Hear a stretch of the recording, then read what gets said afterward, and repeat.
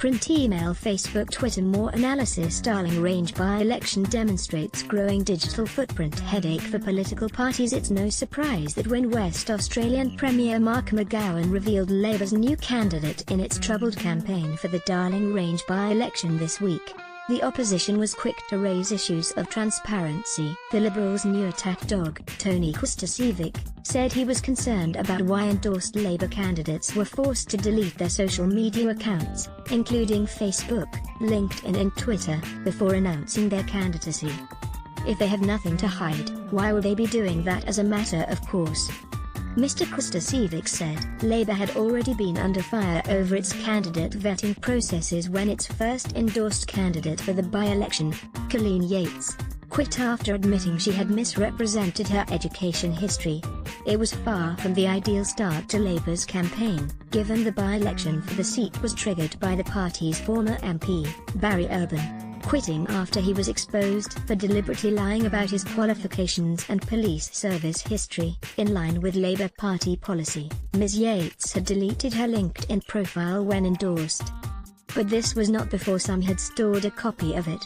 It was scrutiny of the education claims she made on that profile, and also to the party, which ultimately led to her downfall. Replacement candidate, a closely guarded secret, asked this week about why candidates were made to delete social media accounts.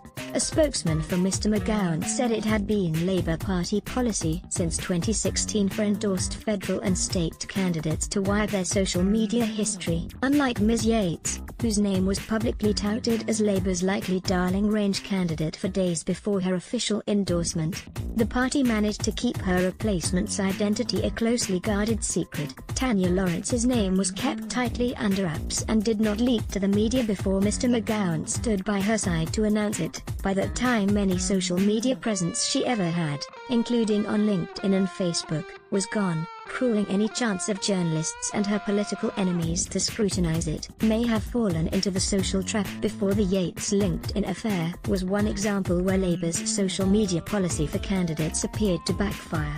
But if recent to our political history is anything to go by, there are plenty of examples on both sides of politics to show why a party would want to enforce an antisocial rule. In mid-2016, Liberal candidate for the seat of Midland, Daniel Parasiliti, came under fire and was forced to apologise for comments he had made on Facebook. This included a graphic sexual comment to a woman in a post 8 years earlier, when he was 21, after she challenged his views about Kevin Rudd's 2008 apology to Indigenous Australians. The then opposition leader, Mark McGowan, led the outrage against Mr. Parasiliti, labelling the posts beyond appalling and calling on the Premier at the time, Colin Barnett, to dump the candidate. If their Premier doesn't act, what I'd say to every female voter in Midland and every male voter who respects women, don't vote for the Liberal Party, Mr. McGowan said at the time. About the same time, a Labour candidate landed himself in hot water over social media posts he had made mocking high-profile Australians. Mark Reid, who was then a prominent union figure and is now a senior advisor in the Premier's office, used his social media accounts to liken businesswoman Jean Reinhardt to Star Wars character Jabba the Hutt. Such incidents have the potential to massively derail a campaign. They prompt awkward media conference moments for party leaders and can decimate a party's chances of finding the clear air required to get its message out to voters. Growing number of skeletons in digital closets. Facebook was founded in 2004. For people aged 14 or younger today, their digital footprint may well span most of their lives by the time they are in their 20s or 30s.